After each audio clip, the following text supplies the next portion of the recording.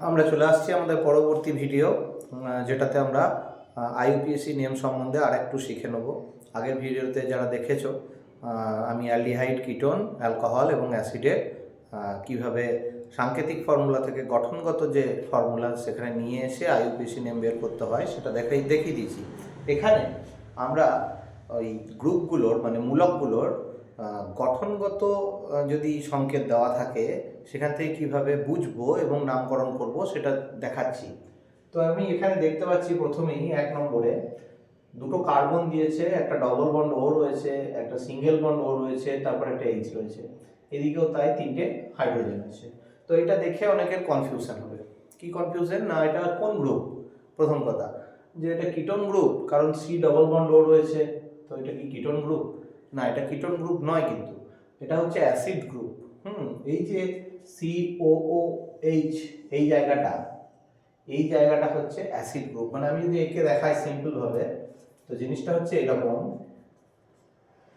3টে হাইড্রোজেন মানে এটা CH3, আর এই যে ডবল বন্ড ও আর এই যে সিঙ্গেল বন্ড করে এটা দেওয়া আছে, এটা অ্যাকচুয়ালি এইরকম দেখতে। এইটা মানে এই আর এতে 3টে হাইড্রোজেন আছে, এইটা COOH এই জিনিসটাই অ্যাকচুয়ালি এইটা। তো অনেকে দেখে ঘাবড়ে যেতে পারে যে এটা কোন গ্রুপ, কিন্তু এটা অ্যাসিড গ্রুপ। এটা এইভাবে দেওয়া থাকতেই পারে পরীক্ষাতে, এবং সেক্ষেত্রে অনেকে হয়তো উত্তরটা করতে পারবে না জানা থাকলে। তো এখানে অ্যাসিড গ্রুপ যেহেতু, তাহলে খুব সহজেই নামটা আমরা পেয়ে যাচ্ছি। হ্যাঁ, যে এটা দুটো কার্বন আছে, তাহলে ইথান এবং ওইক অ্যাসিড, তাহলে ইথানোইক অ্যাসিড হয়ে গেল। ঠিক আছে, ইথানোইক অ্যাসিড।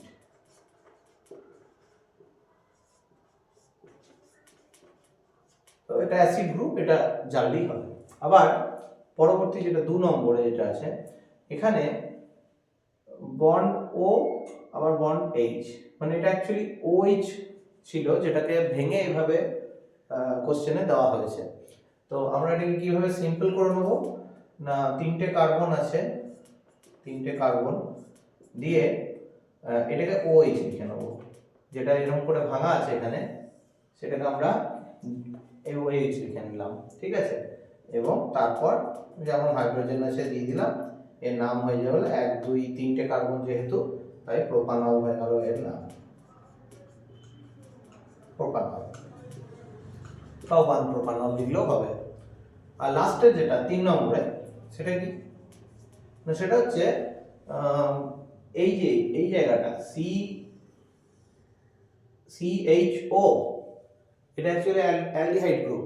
ঠিক আছে, মানে 3টে কার্বন যেমন আছে থাকলো, হাইড্রোজেন গুলো থাকলো, লাস্টে এই CH আর ডবল বন্ড O এই জায়গাটা, এটা অ্যাকচুয়ালি CHO। তাহলে এটাকে লিখবো কিভাবে?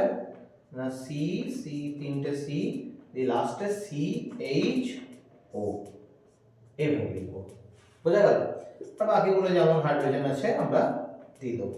তো এটার নাম হয়ে যাবে, যেহেতু এটা 4টে কার্বন ধরা হচ্ছে, তাই বিউটানল হবে এর নাম। ঠিক আছে, তো এইভাবে আমাদেরকে ভেঙে কিন্তু দিতে পারে।